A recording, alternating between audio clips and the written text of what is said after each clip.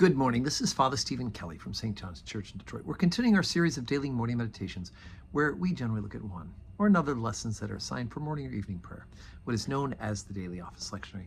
And today let's take a look at the lesson that's assigned for evening prayer from the book of the prophet Habakkuk. Now, it's not exactly a fun word to say, but it is, again, one of the minor prophets. It's right after the book of the prophet Nahum and just before Zephaniah. There's always wonderful little prophets. And Habakkuk is dealing with the treachery of nations, and the nation of Israel has fallen into such treachery, but he's generally pointing at the other nations around him that are ungodly. And in today's particular lesson, we're at chapter 2, beginning at verse 9, it has to do with the idea of the various woes that are happening. What is the things that God is doing, that people are doing to offend God? I just was looking at my RSV and taking notes. It says there, the 5 woes are against a nation that plunders people, obtains gain by violence, builds towns with blood, shamelessly degrades its neighbor, and trusts in idols. And so you'll hear those woes that the prophet is pointing out about those fallen people. Woe to him that covereth an evil and covetousness to thy house, that he may set his nest on high, that he might be delivered from the power of evil. Thou hast consulted shame to thy house by cutting off many people, and hast sinned against thy soul.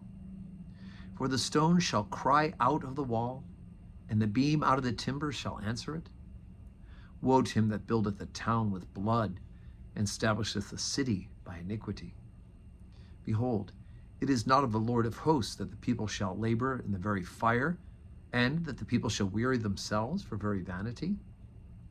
For the earth shall be filled with the knowledge of the glory of the Lord, as the waters cover the sea. Woe unto him that saith to the wood, Awake, to the dumb stone, Arise, it shall teach. Behold, it is laid over with gold and silver, and there is no breath at all in the midst of it.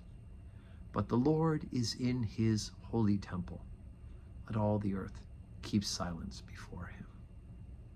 Okay, so again, as we mentioned at the beginning, the idea that Habakkuk is that there are certain things that displease the Lord, and in particularly the other nations. Now, the people of Israel will fall into the trap as well. But these other nations, in particular, he's pointing to the Assyrians and other nations around them that do these things, that they somehow think that they can build a strong house to get away from evil by committing evil. Right, by taking from other nations, that we can destroy other people and do it by blood, and somehow you can have a good city that's established on sin through bloodshed. And then, of course, ultimately it has to do with that God's glory will be revealed, that God's glory will prevail, even if in the midst of all the chaos, it seems like those who are being unfaithful are getting the upper hand. And that wonderful reference at the end, ultimately, that the root of all of this evil, the root of all this failing, has to do with idolatry. Right? They're worshiping false idols. They're worshiping a false god.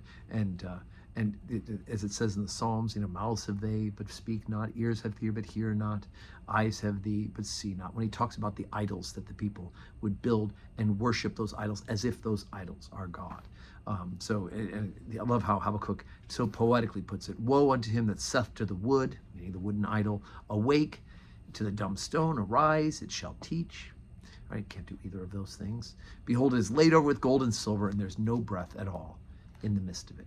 But if you want to get to the true and living God, the Lord is in his holy temple. Let all the earth keep silence before him. Right? And we do know that we don't even need the physical temple anymore.